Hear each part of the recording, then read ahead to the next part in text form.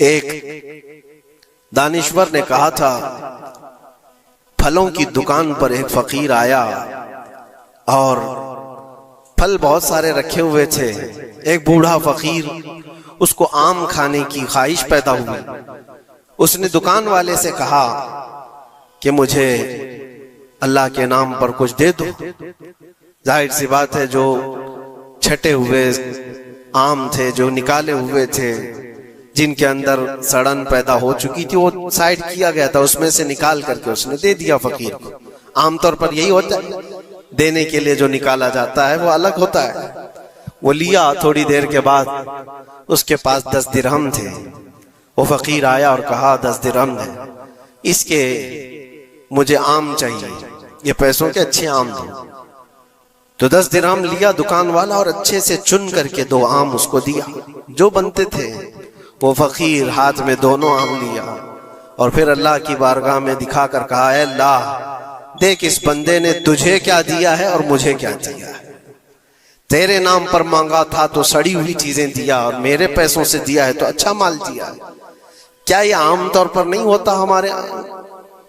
کھانا اگر بچ جائے تو اسے تک بانٹنے میں دے دیا جائے. اس وقت مدرسے کے بچے یاد آتے ہیں.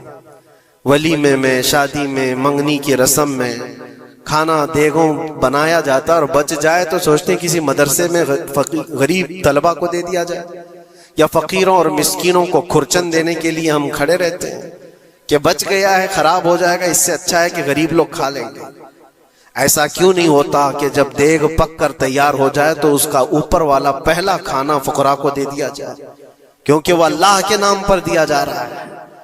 ہمارے اپنے کھانے سے پہلے غربا اور مساکین کا خیال کر لیا جائے.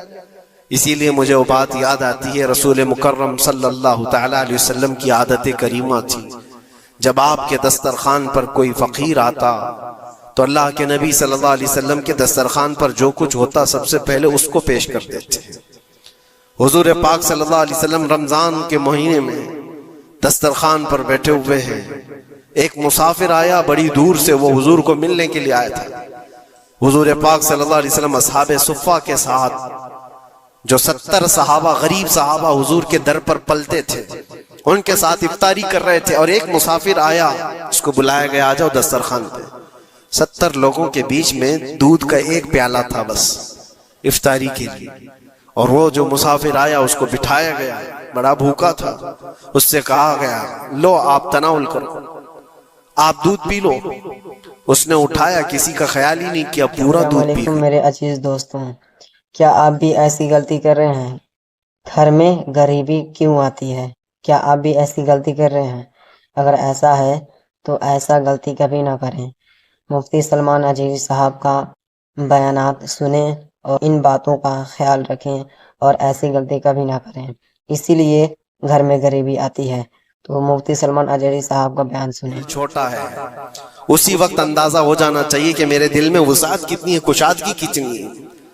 آزما کر کے دیکھ لینا، افطاری کے ٹائم پہ تھوڑا سا تمہارا شربت کوئی اٹھا لے یا کوئی فروٹ تمہارے ادھر سے ادھر کر دے دسترخوان پر. جھگڑے ہوتے ہیں بہت سارے، غصے میں آگ بگولا ہوتا ہے، لال پیلا ہوتا ہے، پتہ نہیں کیا کیا سنا دے گا. دن بھر کا صبر کیا ہوا آدمی وہ افطاری پر موجود چھوٹے سے ٹکڑے فروٹ کے اپنے دوسرے بھوکے بھائی کو دینا نہیں چاہتا. لیکن یہی چیز میں آپ کو بتاتا ہوں، کھا کر کے جب شکم سیر ہو جائے، پیٹ بھر جائے، مسجدوں میں افطار کے بعد ہم نے دیکھا ہے ڈھیروں فروٹ کے ٹکڑے پڑے ہوئے رہتے ہیں. اب اس کی طرف کوئی دیکھتا بھی نہیں، پیٹ بھر چکا ہے، وہی فروٹ ہے، وہی شربت ہے، وہی سب کچھ ہے، لیکن وہ گرا ہوا ہے، پڑا ہوا ہے، کہیں تو گٹروں اور نالیوں میں پھینک دیا جاتا ہے. یا اگر کوئی کھانے والا نہ ہو تو پھر رمضان میں مانگنے والے یا فقیروں کو ڈھونڈا جاتا ہے.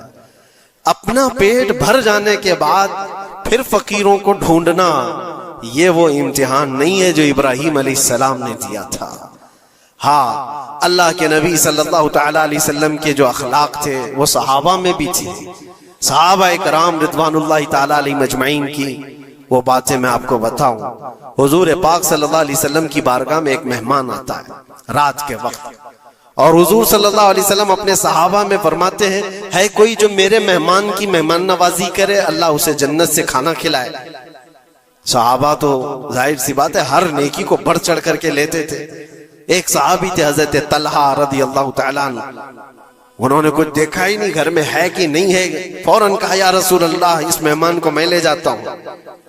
حضور پاک صلی اللہ علیہ وسلم سے درخواست کی اور لے کر کے گھر آ گئے.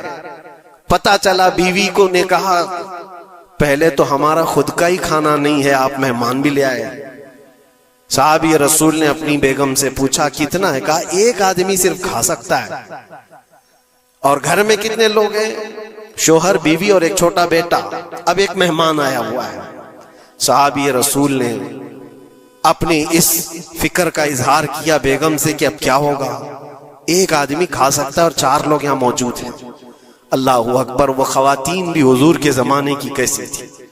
انہوں نے کہا اپنے شوہر سے گھبرائیے مت، میں بچے کو تھپکیاں دے کر سلا دوں گی، آج ایسے سلا دوں گی، اور دسترخوان پر جب بیٹھے ہیں آپ کو کھانا میں پروس دوں گی، اور پھر بتی اچانک گل کر دیں گے، چراغ بند کر دیا جائے گا، آپ کھانے جیسا منہ چلاتے رہے اور اس مہمان کو لگے کہ آپ بھی کھا رہے ہیں، اور کھانا پورا اس کے سامنے رکھیں تاکہ وہ پیٹ بھر کر کھا لے. ایک آدمی کے کھانے کے لیے یہ ہیلا کیا جا رہا ہے، خود بھی بھوکے ہیں. ایسے ہی ہوا، دسترخوان بچھا اور صحابی رسول نے کھانے کا برتن ان کے سامنے پیش کیا اور اچانک چراغ کو بجھا دیا گیا، اندھیرا ہے. انہوں نے افسوس کا اظہار کیا، کہا اتفاق ہے چراغ گل ہو گیا، آپ کھا لیجئے، ہم بھی کھا رہے ہیں. اور سارا کھانا اس مہمان کے سامنے رکھا. مہمان کو یہ لگتا رہا کہ یہ لوگ بھی کھا رہے ہیں، اور پورا کھانا وہ پیٹ بھر کر کھا لیا، شکم سیر ہو گیا. اور اس کے بعد برتن اٹھا دیا گیا. وہ صحابی رسول حضرت طلحہ بھی بھوکے سوئے، ان کی بیوی بھی بھوکی سوئی، ان کا بیٹا بھی بھوکا سویا، صرف ایک مہمان کی مہمان نوازی کے لیے. اپنی عزیز چیز، اپنی پسندیدہ چیز قربان اللہ کے نام پر. لیکن میرے عزیزوں، واقعہ صرف اتنا ہی نہیں ہے. صبح ہوتی ہے، حضور پاک صلی اللہ علیہ وسلم صحابہ سے کہتے ہیں طلحہ کہاں ہیں؟ حضرت طلحہ اس مہمان کے ساتھ آئے. حضور دیکھ کر مسکرانے لگے. طلحہ تمہاری مہمان نوازی کی تعریف جنت میں فرشتوں کے درمیان